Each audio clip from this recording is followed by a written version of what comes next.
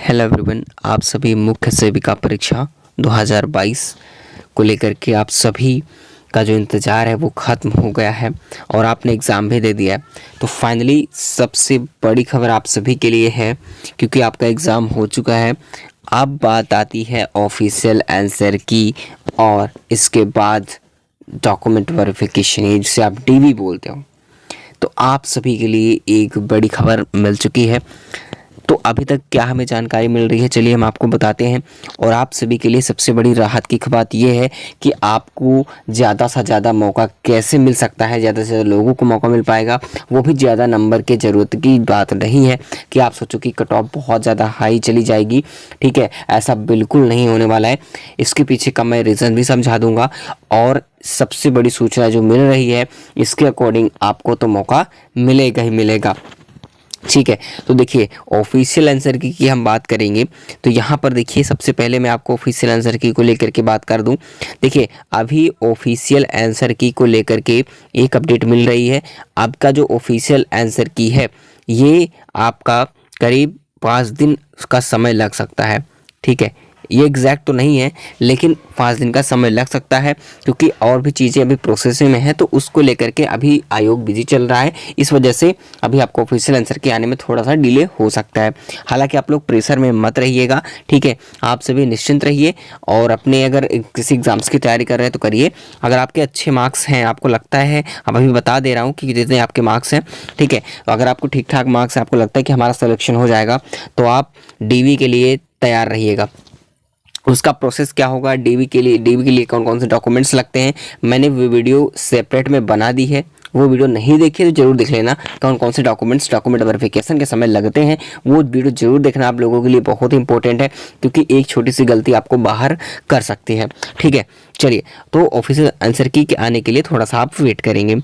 बाकी जहाँ तक मैं एक सबसे बड़ी बात उन अभ्यर्थियों से करना चाहूँगा जो हमारी डीवी स्किप की, जहाँ तक मैं बात करूँ, डीवी स्किप का मतलब आप सभी को पता है कि जो पहले से किसी अन्य पद पर यानी कि कार्यरत हैं, किसी भी अन्य पद पर अगर कार्यरत हैं, ठीक, कार्यरत हैं, तो प्लीज़ उनसे रिक्वेस्ट है, उन बहनों से रिक्वेस्ट है, अगर आप पहले से सिलेक्टेड कैंडिडेट्स हैं तो आप प्लीज़, मैं पहले से ही गुजारिश करूंगा, अभी तक तो भले ही रिजल्ट नहीं आया हो, लेकिन आपसे गुजारिश करूंगा कि आप पहले से अगर किसी भी पद पर कार्यरत हैं तो प्लीज़ आप डीवी को ज़रूर स्किप करें, ताकि आपकी वजह से किसी बेरोजगार और जो बेचारी बहनें मेहनत करके यहाँ तक पहुँची, ठीक है, आपने मेहनत की, बातों को समझ रहा हूँ, लेकिन आप पहले से अगर सिलेक्टेड हैं तो आप अपने दूसरी बहनों को मौका दे सकते हैं। आपके जैसे बहुत सारी बहनें पड़ी हुई हैं जिनको आपकी वजह से, अगर आप डीवी छोड़ देते हो तो उन लोगों को मौका मिल जाएगा, जिन लोगों को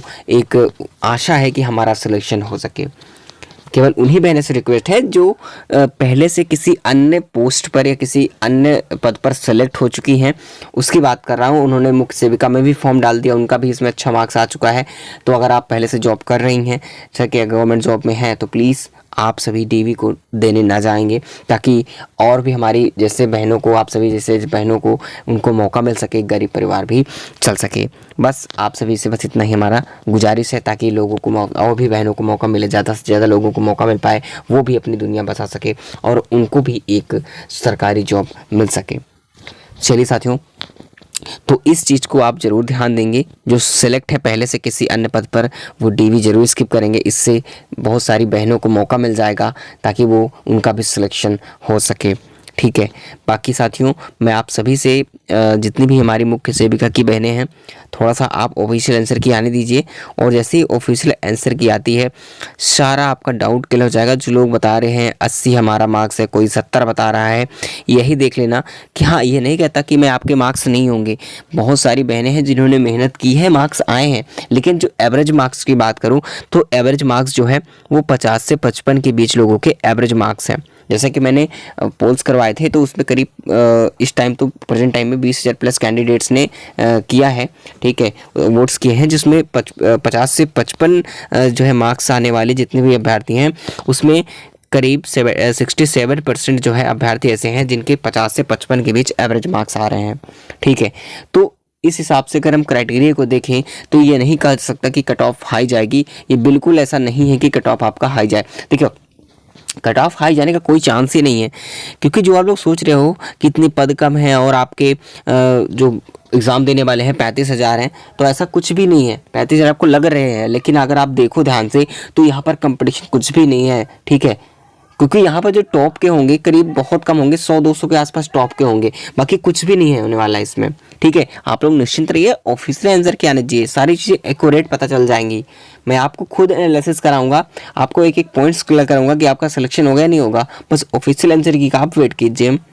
लेकिन फिर भी आप लोगों को मैं एक्सपेक्टेड चीज़ें आपको बता देता हूँ कि आपका जो डीबी के लिए कट ऑफ होगा वो एक्चुअली में क्या रहने वाला है, ठीक है। मैंने फाइनल कट ऑफ के बारे में डिस्कशन किया है, अगर आपने फाइनल कट ऑफ के बारे में नहीं देखा है तो वो वीडियो ज़रूर जाके देख लीजिएगा, ठीक है। आपको सारे डाउट्स क्लियर हो जाएंगे। चलिए हम कैटेगरी वाइज डिस्कस करेंगे कि आपकी जो कट ऑफ है वो क्या है, ठीक है, क्या रह सकती है डीबी के लिए। तो सबसे पहले हम सारी कैटेगरी की बात करेंगे। देखिए अनरिजर्व्ड कैटेगरी की बात करें तो आपका करीब जो है 52 प्लस होना चाहिए, ठीक है, कम से कम डीबी के लिए बात कर रहा हूँ, ठीक है, ध्यान देना। और फाइनल के लिए मैंने पहले से भी बता दिया है आप सभी को।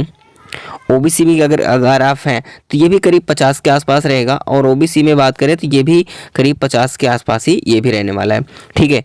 सॉरी ईडब्ल्यूएस की बात करूँ तो, क्योंकि जितना आपने देखा होगा यूपी ट्रिपल एससी ने अभी तक जितने भी डीबी के लिए शॉर्टलिस्ट किए हुए हैं वो करीब नियर अबाउट सेम होते हैं, ठीक है। मार्क्स थोड़े बहुत डिफरेंस हो सकते हैं, बाकी कुछ भी ज़्यादा डिफरेंस नहीं होता है डीबी के लिए। लेकिन डीबी के बाद जो कट ऑफ लगेगी वो क्या रहेगी, उसको मैंने आपको वीडियो में बताया है, वो वीडियो जरूर देख लेना, आपको डिटेल में पता चल जाएगी। उसमें डीबी के बारे में बताया था, और हमारे जो फाइनल कट ऑफ क्या जाएगी उसके बारे में भी बात की थी।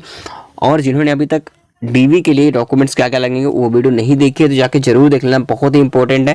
क्योंकि आपके कितने भी अच्छे मार्क्स क्यों ना हो, अगर आपने डीवी में छोटी सी भी गलती की तो बाहर हो सकते हो, इसलिए वो वीडियो आपके लिए बहुत इंपॉर्टेंट होने वाली है, ठीक है।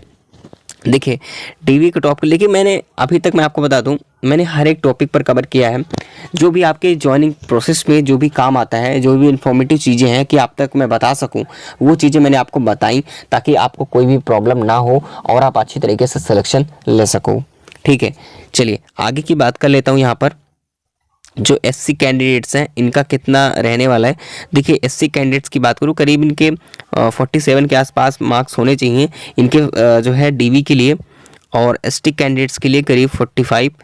और यहाँ पर जो हमारे पीएच कैंडिडेट होते हैं, फिजिकल हैंडीकैप्ड की बात करें तो इनकी भी कुछ नहीं, करीब इनका भी मान सकते हैं कि अगर हम क्योंकि देखिए उतने ही कैंडिडेट्स में भी आ रहे हैं। अगर सोचो कि फिजिकल हैंडीकैप्ड की ज़्यादा नहीं है, जो विकलांग वर्ग के होते हैं, ऐसा नहीं है, तो ऐसा कुछ भी बात नहीं होती। कभी हो सकता है कि आपके डीवी के लिए एसटी के बराबर ही इक्वल मार्क्स चला जाए, क्योंकि सीट के ऊपर भी डिपेंड करता है। आपको सारी चीज़ें पता है। चलिए मैं कल हो सकूँ नेक्स्ट वीडियो में कोशिश करूँगा कि आपको मैं सीट वाइज सारी चीज़ें क्लियर कर दूँ, ठीक है। उस हिसाब से मैं आपको कितने गुना जो है वहाँ पर पार्टिसिपेट करेंगे उस हिसाब से मैं आपको क्लियर कर दूँगा, ठीक है। चलिए कितनी बातें क्लियर हुई।